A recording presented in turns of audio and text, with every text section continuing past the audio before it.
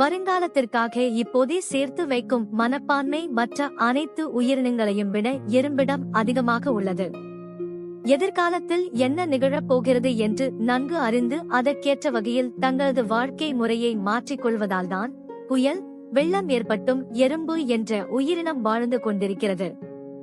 எறும்பு என்பது 10 கோடி ஆண்டுகளுக்கு மேல் தொடர்ந்து வாழ்ந்து வரும் இனம் என்பதில் இருந்தே அதன் சமயோஜித சக்தி என்னவென்பதை நாம் புரிந்து கொள்ள வேண்டும். இந்தியாவில் 1903 பணிபுரிந்த இராணுவ அதிகாரியான கர்னல் பிங்காம் எழுதிய புத்தகம்தான் இந்தியாவில் எறும்புகளை பற்றி பேசிய முதல் புத்தகம். அதற்கு பிறகு ஏறக்குறைய 100 ஆண்டுகள் ஆகியும் கூட எறும்புகள் பற்றிய விரிவான நூல்கள் அதிகமாக வரவில்லை. சமீபத்தில் ஆன் அ ட்ரையல் வித் ஆன்ஸ் என்ற குறிப்பிடத்தக்க புத்தகத்தை பெங்களூரைச் சேர்ந்த அஜய் நரேந்திராவும் சுனில் குமாரும் எழுதியுள்ளனர். நமக்கு தெரிந்தவை சிவப்பு நிற சிறிய நெருப்பெரும்பு, உருவத்தில் சற்று பெரியதாக இருக்கும்.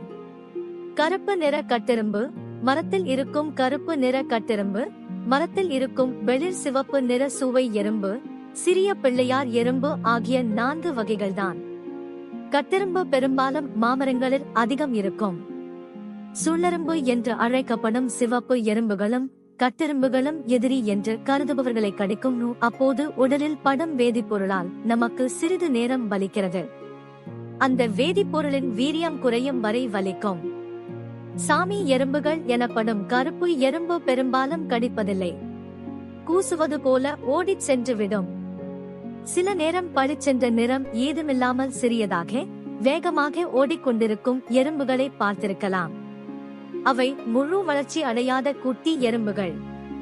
எறும்பு புற்றில் சேர்த்து வைத்திருந்த தானியங்களை வறுமையால் வாடிய மனிதர்கள் சிலர் எடுத்து சமைத்து உண்டதாக அகநானூற்று பாடல் ஒன்று கூறுகிறது. அதேபோல மழைக்காலங்களில் ஈசலை பிடித்து பொரித்து சாப்பிடும் பழக்கம் தமிழகத்தில் உண்டு. பழைய சங்க பாடல் ஒன்று புற்றீசல் பிடித்து பொறியாக்கி என்ற வரியுடன் வருகிறது. எனவே அந்த காலத்தில் இருந்தே ஈசல்களை பிடித்து உண்ணும் பழக்கம் இருப்பது தெரிய வருகிறது.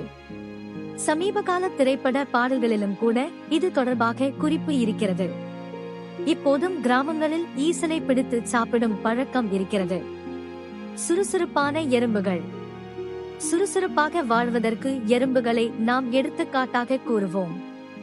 மிகச்சிறிய உயிரினமான எறும்பிடம் நாம் கற்றுக்கொள்ள வேண்டிய பாடங்கள் நிறைய உள்ளன. இவை கூட்டமாக வாழும் தன்மை கொண்ட உயிரினமாகும். எனவே இதனை சமூக பிராணி என்று கூட அழைக்கலாம்.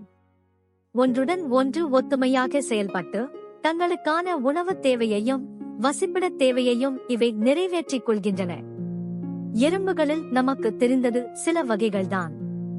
ஆனால் எறும்புகளில் 20,000க்கும் மேற்பட்ட வகைகள் உண்டு. நம் வசிப்பிடங்களில் இருக்கும் எறும்புகளை தவிர ஏனைய எறும்பு வகைகள் காட்டிலும் மனிதர்கள் வசிக்காத பகுதிகளிலும் வசிக்கின்றன. எறும்புகள் முட்டையிடும் வகையைச் சேர்ந்தவையாகும்.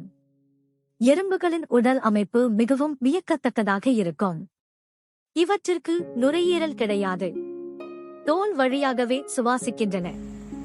இவற்றின் இரத்தம் நிறமற்றதாகும். பொதுவாக எறும்பு முட்டையில் இருந்து வெளிவந்தது முதல் சில மாதங்கள் வரைதான் உயிர் வாழும். ஆனால் சில வகை எறும்புகள் ஆண்டுகள் வரை கூட உயிர் வாழும் தன்மை கொண்டவை. எறும்புகளின் தலைப்பகுதியில் ஆண்டனா என்பர உறுப்பு உள்ளது. இதன் மூலம் ஒலி, சுவை, வாசனை மற்றும் தொடு உணர்வு ஆகியவற்றை அறிகின்றன. எறும்புகள் ஒன்றை பின்பற்றி ஒன்றாக செல்லும் சுபாவமுடையவை. இவை புற்றுகளை கட்டி வசிக்கும் பழக்கம் உடையவை. சில வகை எறும்புகள் 15 அடி உயர புற்றுகளை கூட கட்டும் திறன் வாய்ந்தவை. எறும்புகளுக்கு கண்கள் மிக துல்லியமாக தெரியும். மேலும் உழைப்பதில் எறும்புகளுக்கு ஈடு இணை எதுவும் வராது. சொல்ல போனால் எறும்புகள் அதன் எடையை போல 20 மடங்கு எடையை கூட தூக்கிச் செல்லும் திறன் பெற்றிருக்கும். எறும்பு ஊற கல்லும் தேயும் என்பது பழமொழி. அதாவது ஒரு கல்லில் தொடர்ந்து எறும்பு கூட்டங்கள் சென்று கொண்டிருந்தால் அவ்வழியில் கால் தேய்ந்து போய்விடும் என்று கூறப்படுகிறது. அப்படி இருக்க மனிதனால் முடியாதது என்று உலகில் எதுவும் இல்லை.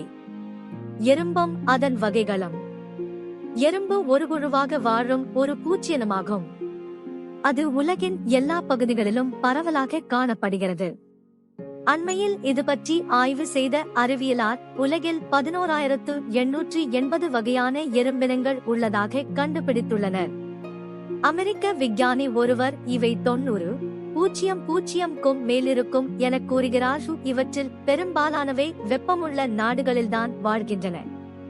நோய்க்கிருமிகளை தடுக்கும் ஆற்றல்.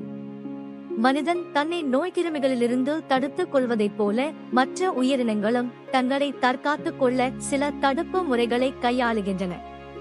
அந்த வகையில் எறும்புகள் நோய்க்கிருமிகளை தடுக்க ஒரு வகை திராவகம் போன்ற திரவப் பொருளை உற்பத்தி செய்கின்றன.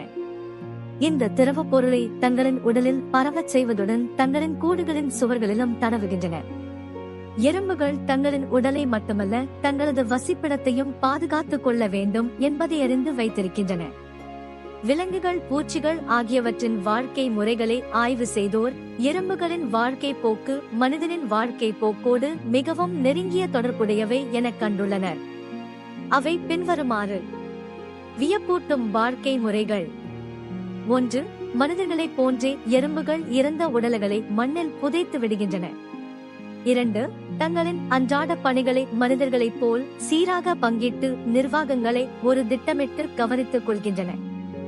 மேலாளர்கள், மேனேஜர்ஸ், மேற்பார்வையாளர்கள், சூப்பர்வைசர்ஸ், தொழிலாளர்களை மேலாண்மை செய்பவர்கள், ஃபோர்மென், உழைப்பாளர்கள், ஒர்க்கர்ஸ் என்று தனித்தனியாக துறைகளை டிபார்ட்மெண்ட்ஸ் வகுத்து செயலாற்றுகின்றன.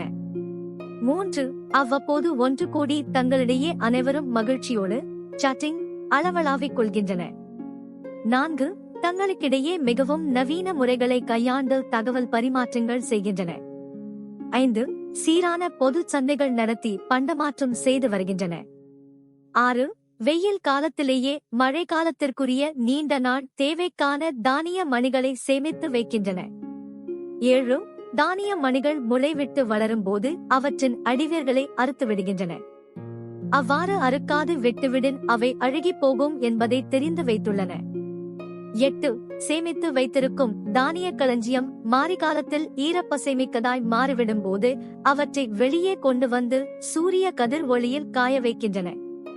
அந்த தானிய மணிகள் சூரிய ஒளியில் காய்ந்ததும் உடனே உள்ளே கொண்டு சென்று பாதுகாக்கின்றன. எறும்பை போல் எப்போதும் சுறுசுறுப்பாகவும் முயற்சியுடனும் வாழ்வோம். வாழ்வில் வெற்றி பெறுவோம்.